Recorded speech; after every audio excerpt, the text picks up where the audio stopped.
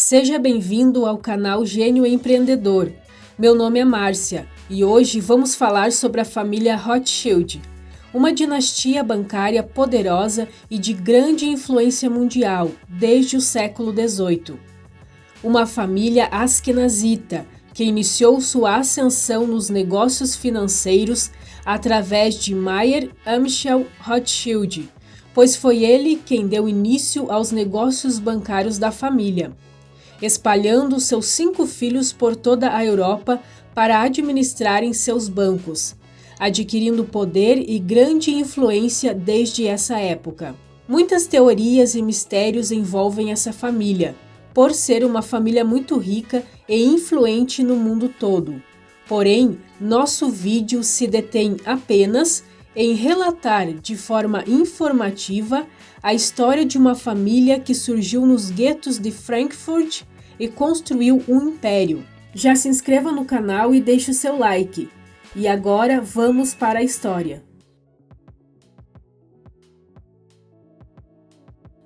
A família é de origem judaica, de etnia asquenazita, que são judeus da Europa Central e Oriental, mais precisamente de Hamburgo, na Alemanha.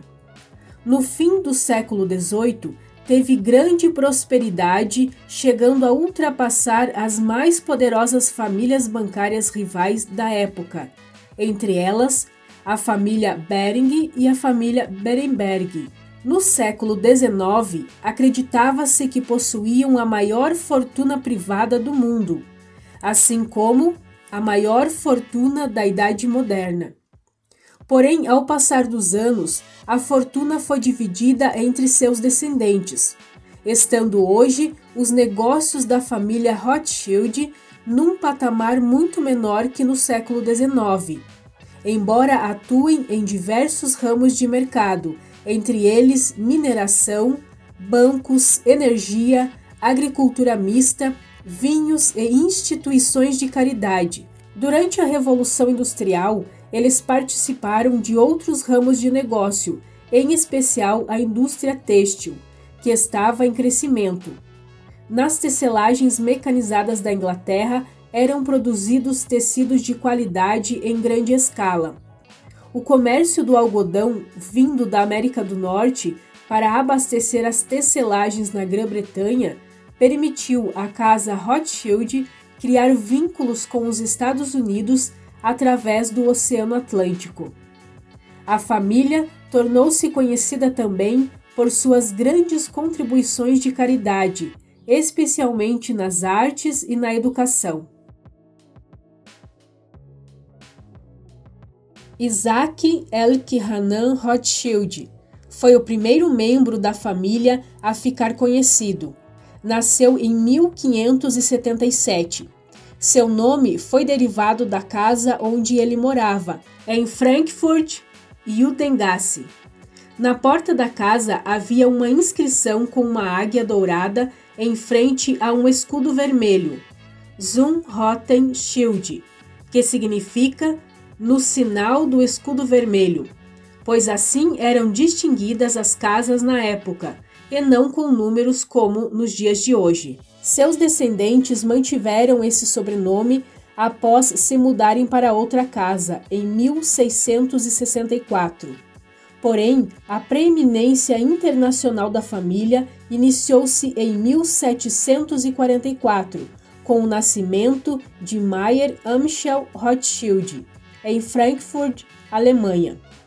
Meyer era um dos 8 filhos de Schonch Rothschild e Amschel Moses Rothschild, falecidos em 1755.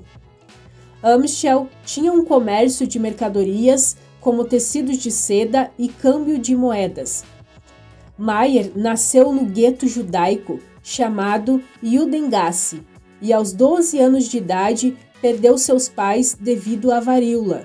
Com a ajuda de seus parentes, ele foi enviado para Hanover para ser aprendiz de Simon Wolf Oppenheimer em sua firma bancária, onde aprendeu sobre comércio exterior, câmbio, finanças e muitos outros assuntos referentes. Anos mais tarde, ele construiu uma casa de finanças alicerçando uma base sobre a qual construiu seu império. Seus 5 filhos foram atuar no banco que Amschel havia aberto, sendo dividido mais tarde em 5 partes espalhadas pela Europa. Seus filhos foram Amschel Mayer Rothschild, Salomon Mayer Rothschild, Nathan Mayer Rothschild, Kalman Mayer Rothschild e Jacob Mayer Rothschild. Cada um dos filhos de Mayer possuíam uma filial bancária nos principais centros de negócios da Europa, sendo eles Viena, Londres, Nápoles, Paris e Frankfurt.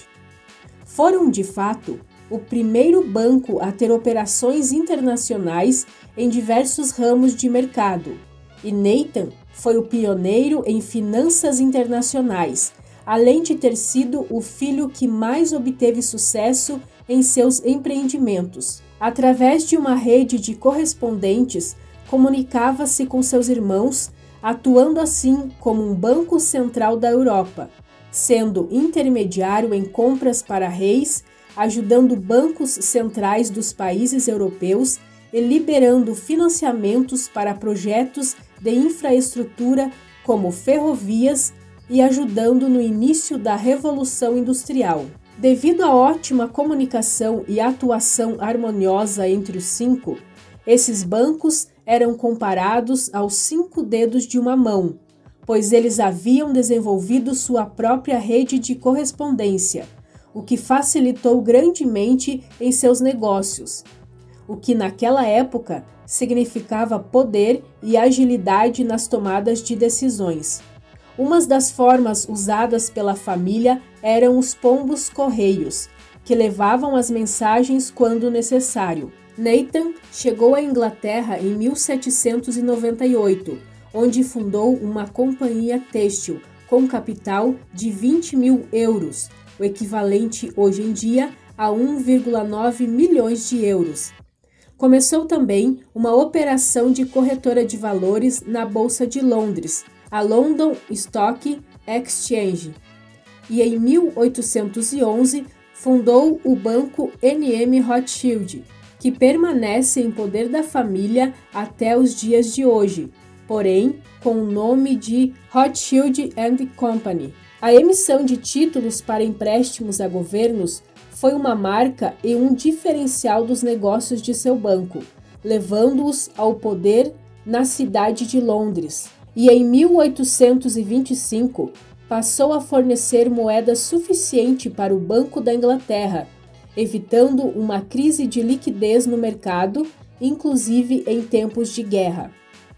Nathan Mayer Rothschild é conhecido pela luta ao fim do tráfico de escravos, financiando cerca de 15 milhões de libras esterlinas que foram necessárias para aprovar a Lei de Abolição da Escravatura em 1833. Os bancos da família Rothschild foram importantíssimos durante o processo de industrialização da Europa, pois apoiaram a construção de sistemas ferroviários em todo o mundo e financiaram projetos complexos para o governo como o Canal de Suez, uma via navegável artificial localizada no Egito entre o Mar Mediterrâneo e o Mar Vermelho, inaugurado em 1869, permitindo que navios navegassem entre a Europa e a Ásia Meridional. A família Rothschild também foi de grande importância na independência do Brasil, no início do século XIX.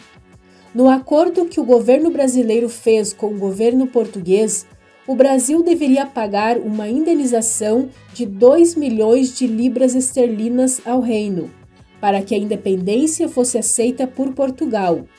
O Banco Rothschild levantou esse capital para o governo do recém-formado Império do Brasil. Desde o século XIX, a dinastia Rothschild criou regras para a família seguir, Entre elas, a que nenhum descendente feminino teria direito de administrar o capital. Elas não teriam heranças diretas, somente os descendentes homens. Outra regra era o casamento planejado pelo patriarca. Eles deveriam casar-se com primos diretos e de segundo grau, para que a fortuna e o poder permanecessem na família. Os Rothschild mantêm um perfil público discreto. Raramente serão encontradas fotos em colunas sociais ou em matérias na revista Forbes. A família geralmente evita exibições públicas de riqueza. Tem também um grande envolvimento em filantropia, com muitas doações feitas pela família ao longo dos anos, entre elas castelos, propriedades famosas e vastas quantidades de arte doadas para a caridade. Um de seus descendentes, Philip Nicolai Rothschild, ex-banqueiro, se mudou para o Brasil em 2010, fundador da PNR Group, importadora dos vinhos de sua família com exclusividade para o Brasil.